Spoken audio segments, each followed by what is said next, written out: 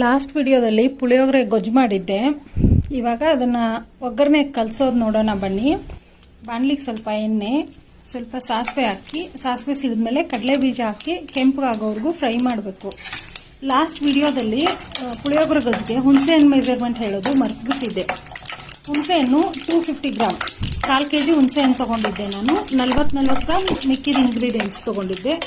ಜೀರಿಗೆ ಡಬ್ಬಲ್ಲು, ಅದರ ಡಬ್ಬಲ್ಲು ಧನಿಯಾ. ಇವಾಗ ಕಡಲೆ ಬೀಜ ಫ್ರೈ ಆಗಿದೆ.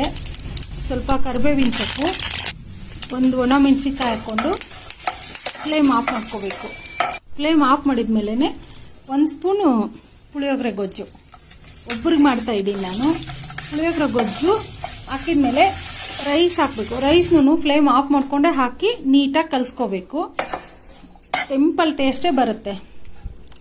ತುಂಬ ಚೆನ್ನಾಗಿದೆ, ಟ್ರೈ ಮಾಡಿ ನೋಡಿ.